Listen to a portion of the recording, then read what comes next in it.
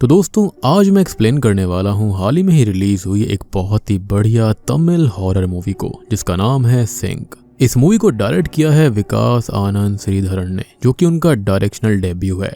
Movie काफी interesting है, काफी पोटेंशियल वाली फिल्म है, आपको देखने में काफी मजा आएगा। और हाँ, एंड वाला जो ट्विस्ट है वो तो काफी बढ़िया है, तो वीडियो को एंड तक देखना। और दोस्तों मैंने हाल ही में ही एक टर्किश हॉरर मूवी को एक्सप्लेन किया है, काफी बढ़िया है। साथ ही साथ मैंने किलर सूप नाम की एक काफी बढ़िया थ्रिलर सीरीज को एक्सप्लेन किया है जो कि नेटफ्लिक्स पर आई है। इन दोनों ही वीडियोस का लिंक आपको नीचे डिस्क्रिप्शन में और पिन्ड कमेंट में मिल जाएगा, तो जाकर जरूर देखना। और चैनल के ऊपर नए हैं तो सब्सक्राइब कर लीजिए। 9 लाख सब्सक्राइबर्स के हम काफी करीब हैं, तो सब्सक्राइब जरूर कर देना। तो चलिए अब बिना किसी देरी के चलते हैं सीधा वीडियो की तरफ।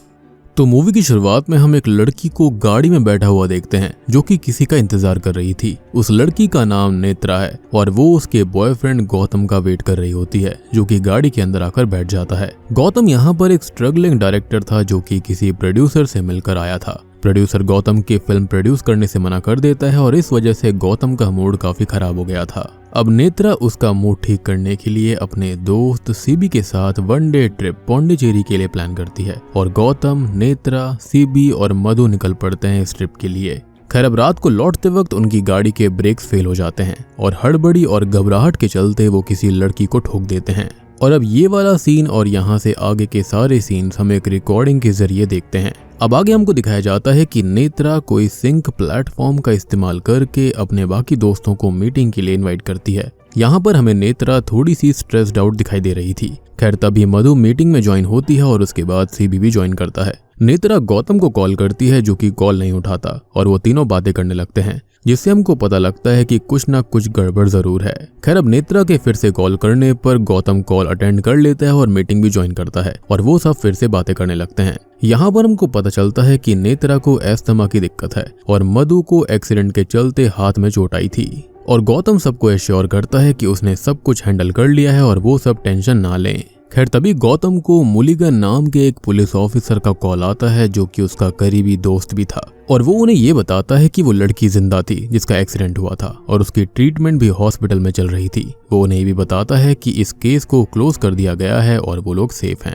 खैर अब गौतम को बाहर से उसकी बहन श्रुति आवाज लगाती है और वो रूम से बाहर जाता है। सीबी काफी फ्रस्ट्रेट हो रहा था क्योंकि गौतम को बार बार किसी का कॉल आ रहा था और सब फिर से बातें करने लगते हैं और हमको ये पता चलता है कि सीबी मधु को पसंद करता है। तभी मधु की माँ आ जाती है और वो सबसे बातें करने लगती है। वो मधु को बताती है कि उनकी फ्लाइट मिस हो गई थी और वो लोग दूसरे दिन गाड़ी से बेंगलोर के लिए निकलने वाले हैं। मधु उन्हें जाकर रेस्ट करने के लिए कहती है और वो चली जाती हैं। खैर अब गौतम वापस कॉल पर आता है और फोन चेक करता है और उसके फोन की बैटरी डेड हो गई थी। वो लोग ऐसे ही बातें करने लगते हैं और सीबी उन्हें अपना पुराना बंद पड़ा हुआ फोन दिखाता है जिसे वो एक प्रॉप की तरह इस्तेमाल कर रहा था। खैर अब श्रुति, गौतम की बहन जो कि प्रेग्नेंट है, अंदर आती है और सबसे बातें करती है और गौतम को जागे रहने के लिए कहती है। अब गौतम के ब्रदर इन लॉ को उससे कुछ बात करनी थी और वो वहां पर आने वाले थे।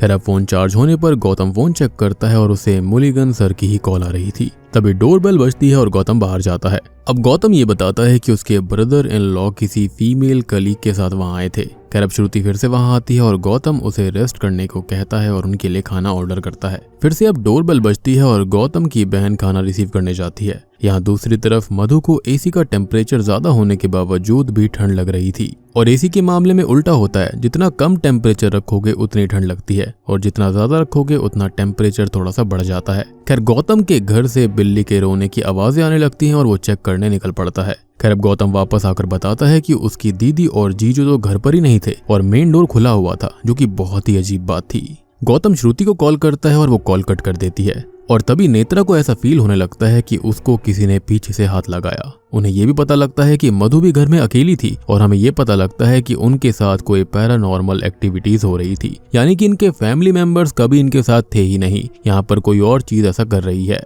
अब मधु इस चीज को कंफर्म करने के लिए अपनी माँ को कॉल करती है और उनको पता लगता है कि मधु के पेरेंट्स तो दोपहर को ही बेंगलोर पहुंच गए थे। इसकी वजह से मधु बहुत डर जाती है और उसे पिक करने के लिए सीबी उसके घर के लिए निकल पड़ता है क्योंकि वो उसको पसंद करता था, उसे बचाना चाहता था। अब सीबी मधु के घर पहुंच जाता है और उसके रूम का दरवाजा खोलकर वो अपने आप अपने ही रूम में वापस आ जाता है, जिसका मतलब यहाँ पर स्पेस और टाइम को भी मैनिपुलेट किया जा रहा था।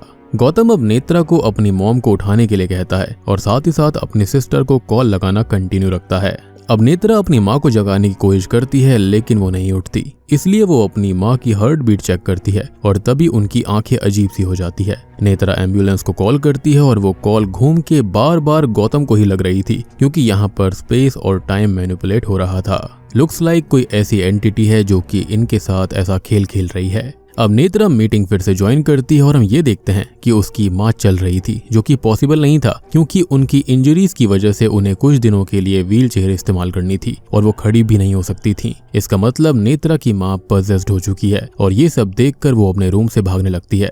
अब तभी गौतम की सिस्टर भी कॉल उठाती है और उसको ये बताती है कि वो अपने रूम में ही है। गौतम तभी रूम चेक करने जाता है लेकिन वहाँ कोई नहीं था और फोन पर से उसे श्रुति गुस्से में रूम से बाहर निकलने के लिए कहती है और डर की वजह से गौतम वापस अपने रूम में आ जाता है। खैर अब वो मुलिगन सर को फिर से कॉल करता है और उसको पता चलता है कि मुलिगन की तो गाड़ी से टकराकर मौत हो गई है और वो लड़की जिससे उनका एक्सीडेंट हुआ था कुछ समय पहले उसने भी हॉस्पिटल में दम तोड़ दिया। अब गौतम अपना ईमेल चेक करता है और उस केस की फाइल को चेक करता है, तभी उसे पता चलता है कि उस लड़की का नाम चारू था और वो लड़की कोई और नहीं बल्कि उसके ही ब्रदर इन लॉ की वही कलीग थी जो कि उसके वहां पर आई थी। अब डर और गुस्से की वजह से गौतम चारू को अपने 3 दोस्तों को हॉन्ट करने को कहता है और इसके बाद मधु की माँ उसके पीछे आकर बैठ जाती है। मधु पीछे मुड़कर देखती है लेकिन वहाँ कोई नहीं था और हम ये देख पाते हैं कि मधु पजेस होने लगी थी। अब गौतम के घर भी किसी के बच्चे के रोने की आवाज आती है और पजेस्ड हो चुकी मधु उसको ये बताती है कि उसकी सिस्टर उसे बुला रही है और वो उसे वहां जाने के लिए कहती है। गौतम बाहर जाता है और अपनी बहन को एक बच्चे को पकड़े हुए देखता है। अब पास जाकर उसको पता चलता है कि वो कोई गुड़िया थी। अब श्रुति अपने रूम में आ जाती है और गौतम उसके पीछे जाता है लेकिन वहां पर कोई नहीं था। मधु अब सीबी को बताती है कि वो उसके प्रपोजल को हाँ करने वाली थी और वो उसे उसके बर्थडे के दिन प्रपोज भी करने वाली थी, लेकिन जब वो उसके घर गई तब उसने सीबी को अपनी ही दोस्त के साथ देख लिया था और ये कहकर वो खुद को खत्म कर लेती है। अब इसके बाद सीबी को उसके पुराने फोन पर मधु के लैंडलाइन से कॉल आता है और वो गिल्ट के मारे उससे मिलने निकल पड़ता है। बाहर निकलते ही उसका एक्सीडेंट हो जाता है और उसकी मौत हो जाती है। अब सिर्फ नेत्रा और गौतम ही कॉल पर थे, 2 की मौत हो गई थी। गौतम नेत्रा को शादी के लिए प्रपोज करता है लेकिन तभी नेत्रा के घर में पैरानॉर्मल एक्टिविटीज होने लगती हैं, जैसे कि कोई प्रोजेक्टर अपने आप चलना, दरवाजा खटखटाने की आवाज आना। अब नेत्रा के रूम का दरवाजा अपने आप खुल जाता है और बाहर से चारू की आत्मा उसके करीब आने लगती है। तभी नेत्रा को बचाने के लिए गौतम चारू को अपने पास बुलाता है। चारू गौतम के पास जाकर उसे मार डालती है और इसी बीच नेत्रा भागकर गाड़ी में जाती है लेकिन चारू की आत्मा उसे वहां पर मार देती है और बूम। इसी के साथ में सिंक नाम की शॉर्ट फिल्म YouTube पर खत्म हो जाती है। आपको लगा होगा ना कि वीडियो खत्म है, लेकिन ऐसा नहीं है क्योंकि दोस्तों अब यहाँ पर खुलते हैं इस मूवी के असली पत्ते।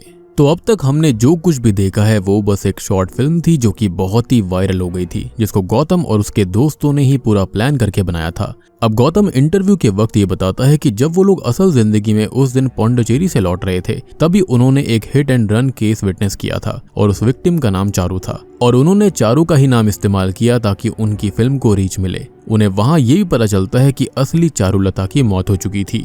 गौतम इंस्टाग्राम पर लाइव जा रहा था और अपने फैन से इंटरेक्ट कर रहा था, लेकिन शॉकिंगली तभी उसे अपने दोस्तों के कमेंट्स दिखाई देते हैं जो कि उसे भागने के लिए कह रहे थे और दरवाजा खोलने से मना कर रहे थे। तभी उसके घर की डोरबेल बजती है और दरवाजा खोलने पर उसको एक डिलीवरी बॉय मिलता है जो कि उसे ये बताता है कि किसी चारू ने ये ऑर्डर इसी लोकेशन से प्लेस किया था।